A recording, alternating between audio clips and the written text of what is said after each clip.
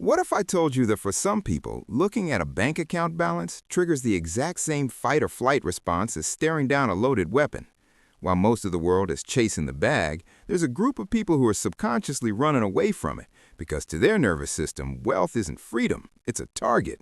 Today, we're deconstructing the money danger complex and why your brain might be sabotaging your success to keep you safe. Yeah, you heard that right. Your brain, that supposedly sophisticated 3-pound lump of neurons, thinks your savings account is out to get you. Fantastic. Evolution really outdid itself on this one. Look, we've all heard the standard money psychology stuff.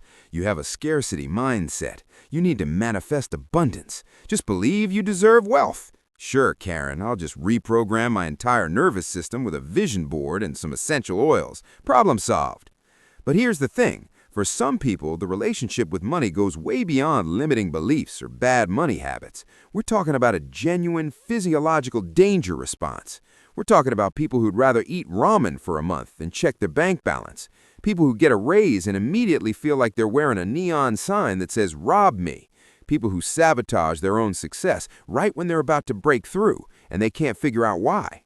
Welcome to the money danger complex. Population, more than you'd think. So where does this delightful psychological quirk come from?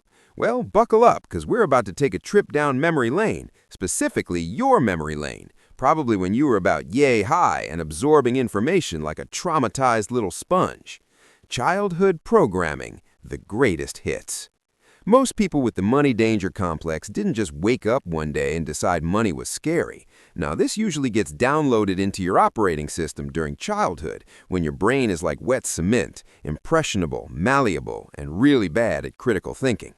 Maybe you grew up watching your parents fight viciously about money. And I don't mean polite disagreements. I mean the kind of arguments where dishes got thrown and you learned that money conversations lead to emotional warfare. Your little kid brain logged that information. Money equals conflict equals danger. Got it. Will avoid. Or perhaps you grew up in a community where people with money were the others, the bad guys, the greedy ones, the people who'd sold their souls.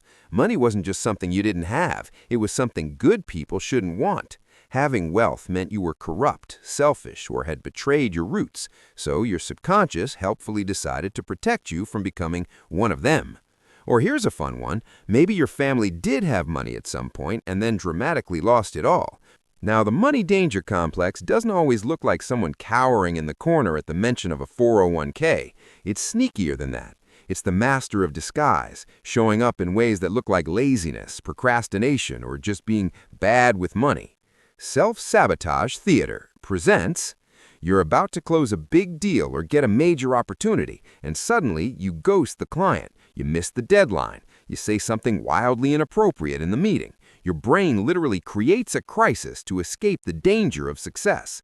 Or maybe you're the person who gets money and immediately has to get rid of it. Not through fun purchases. Oh no, that would be too enjoyable. Instead, you have a mysterious emergency where you loan it to someone who'll definitely never pay you back, or you make an impulsive decision that conveniently drains your account. It's like your subconscious is playing hot potato with cash. Some people chronically undercharge for their work. Oh, this project that took me 40 hours? How about 20 bucks? They're not just being nice, they're actively keeping themselves below the danger threshold, because if they charge what they're worth, they might actually accumulate wealth, and we can't have that. Others become professional money avoiders. Bills, unopened. Bank statements, in a drawer somewhere, possibly on fire. Investment opportunities? Sounds complicated, I'll pass. They're not irresponsible, they're practicing financial self-defense. If you don't look at it, it can't hurt you, right? Spoiler, that's not how money works, but tell that to your amygdala. Here's where it gets really interesting. This isn't just psychological, it's physiological. Your nervous system, that ancient biological security system, is running Windows 95 while trying to navigate 2025 problems. When someone with the money danger complex encounters money-related situations, their body responds like there's an actual threat. We're talking about increased heart rate, shallow breathing, cortisol flooding the system, that fun tingly feeling in your extremities, all the greatest hits from your body's "Oh no, we're gonna die" playlist. Your prefrontal cortex, the rational part of your brain that's supposed to make smart financial decisions, goes offline. Instead, your amygdala, the almond-shaped drama queen of your brain, takes the wheel. and the amygdala only knows three moves: fight, flight, or freeze. So you fight by sabotaging opportunities, you flight by avoiding money altogether, or you freeze and just can't make any financial decisions at all, even the simple ones. The cruel irony, this response developed to protect you, but now it's the very thing keeping you stuck. Your nervous system is like an overprotective parent who won't let you leave the house because technically, yes, cars exist and bad things can happen. Thanks, nervous system. Super helpful. One of the most common themes in the money danger complex is this idea that wealth makes you visible, and visibility equals danger. This often comes from legitimate historical or personal experience. Maybe your family or community experienced targeting because of perceived or actual wealth. Maybe you grew up somewhere where being different, including being financially different, wasn't safe. Maybe you internalized the message that tall poppies get cut down. So your conscious created a brilliant solution. Stay small, stay hidden, stay safe. Blend in, don't stand out. Don't let people know you have resources, because that makes you a target for jealousy, theft, manipulation, or attack. The problem is that in most modern contexts, this strategy doesn't serve you. You're not actually in danger because you have a savings account. That promotion won't paint a literal target on your back. But try telling that to your nervous system when it's convinced you're one successful investment away from being pursued by pirates. Alright, so if you've recognized yourself in this video, if you're sitting there thinking, oh, so that's why I'm broke, what do you actually do about it? First, acknowledge the reality. You're not lazy, stupid, or cursed. You have a nervous system response that made sense at one point, but now needs updating. This is important because shame and self-judgment just reinforce the danger response. Your brain interprets shame as more evidence that you're under threat. Second, nervous system regulation. Before you can rewire your money relationship, you need to calm down the alarm system. This means actual somatic work, breath work, movement, vagal toning exercises. Yes, I know it sounds like wellness influencer nonsense, but your nervous system literally cannot learn new things when it's in defense mode. You have to signal safety first. Third, gradual exposure. You can't just gaslight yourself into being comfortable with money. I love wealth. Money is my friend. Cool story, but your nervous system isn't buying it.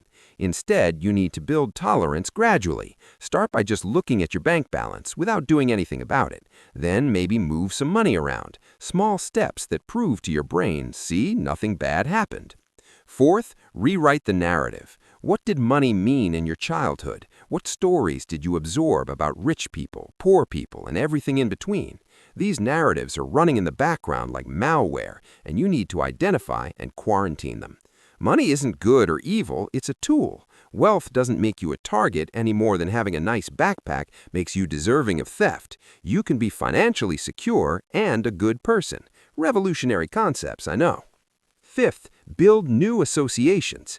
Your brain needs proof that money can equal safety, not danger. Maybe that's having an emergency fund that makes you feel secure. Maybe it's using money to protect yourself, better health care, safer housing, the ability to leave bad situations. Maybe it's being able to help people you care about. Find the ways money can actually increase your safety rather than threatening it. Look, here's the truth. The money danger complex is real, it's valid, and it's keeping more people stuck than most financial advice acknowledges. You can read all the investing books, take all the business courses, and follow all the money gurus you want, but if your nervous system is convinced that wealth equals danger, you're going to keep finding creative ways to stay broke.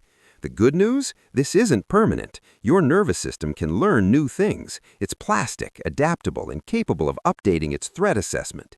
But it requires approaching this with compassion, patience, and an understanding that this isn't about willpower or positive thinking. It's about rewiring deep survival programming. Your brain isn't sabotaging you because it hates you. It's trying to protect you using outdated information. And once you understand that, you can start the process of updating the software.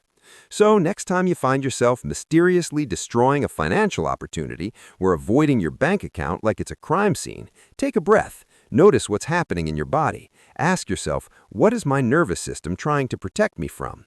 And then, gently start teaching it that maybe, just maybe, having money isn't the threat it thinks it is. Because you deserve financial stability. You deserve abundance. You deserve to chase the bag without your brain thinking the bag is chasing you back with a knife.